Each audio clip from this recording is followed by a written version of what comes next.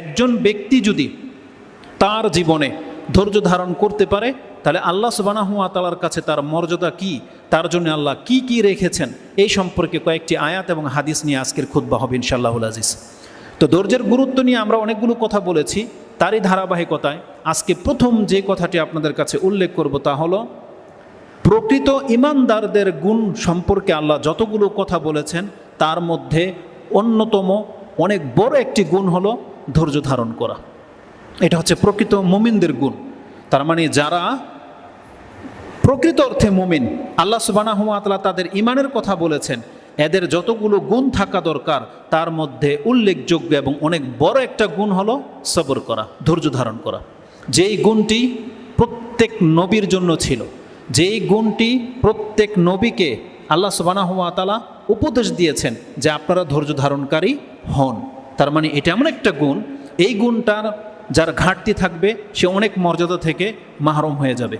তো আমরা সেই কথাগুলো আলোচনা করেছিলাম যে যত নবী ছিল তারা সবাই ধৈর্য ধারণকারী ছিলেন, এবং বিশেষ করে আমাদের নবীকে আল্লাহ সুবহানাহু ওয়া তাআলা কোরআনের কয়েকটি আয়াতে বলেছেন ফাসবির কামা সাবারা উলুল আজমি মিনার রসুল ওয়ালা তাস্তাজিল লাহুম। আল্লাহ সুবহানাহু ওয়া তাআলা রাসূলুল্লাহ সাল্লাল্লাহু আলাইহি ওয়াসাল্লামকে উদ্দেশ্য করে বলেন যে আপনি উত্তমভাবে ধৈর্য ধারণ করেন।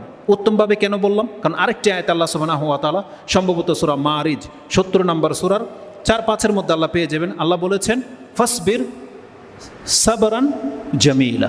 আল্লাহ বলছেন তুমি উত্তমভাবে ধৈর্য ধারণ করো। অন্য কোন নবীর ক্ষেত্রে আল্লাহ ফাসবির সাবরান জামিলা বলেন নাই, কিন্তু আমাদের নবী মুহাম্মদুর রাসূলুল্লাহ সাল্লাল্লাহু আলাইহি সাল্লামকে আল্লাহ বলেছেন এই পৃথিবীতে যে যতভাবে ধৈর্য ধারণ করেছেন আপনি তাদের চেয়েও উত্তমভাবে ধৈর্য ধারণ করেন। আমাদের নবীকে এই আদেশ আল্লাহ সুবহানাহু ওয়া তাআলা করেছেন। তো ধৈর্য ধারণকারী হলো প্রথম ক্যাটাগরির মুমিন। আল্লাহ তাদের আলোচনা করতে গিয়ে কোরআনে বেশ কিছু জায়গায় আপনি এমন আয়াত পাবেন, আমি আজকে যে আয়াতটি দিয়ে শুরু করব সেটা আপনি পেয়ে যাবেন সূরা আলে ইমরান 3 নম্বর সূরা, তার 16-17 নম্বর আয়াতগুলো দেখেন। আল্লাহ সুবহানাহু ওয়া তাআলা এখানে মুত্তাকিদের আলোচনা করতেছেন, যে মুত্তাকিদের জন্য জান্নাতকে প্রস্তুত করে রাখা হয়েছে। তারপরে আল্লাহ 16 নম্বর আয়াতে বলতেছেন এই মুত্তাকি কারা? আল্লাযীনা ইয়াকুলুনা রাব্বানা ইন্নানা আমান্না ফাগফির লানা যুনুবানা ওয়া কিনা আযাবান নার। আল্লাহ বলছেন যে এই মুত্তাকিদের জন্য আমি জান্নাতকে প্রস্তুত করে রেখেছি, এদের কথা হলো তারা আল্লাহর কাছে প্রতিনিয়ত বলে হে আমাদের পালনকর্তা, আমরা তো আপনার প্রতি ঈমান এনেছি, অতএব আমাদের পাপগুলোকে আপনি ক্ষমা করে দেন এবং জাহান্নামের আগুন থেকে আমাদেরকে মুক্ত ঘোষণা করে দেন। তার মানে একজন মুমিনের এই দাওয়াত থাকতে হবে আল্লাহর কাছে, ঈমানকে পেশ করতে হবে। এখানে উসিলা করা হচ্ছে ঈমানকে। আপনি যখন আল্লাহ সুবহানাহু ওয়া তাআলার কাছে দোয়া করেন, বৈধ উসিলা কি?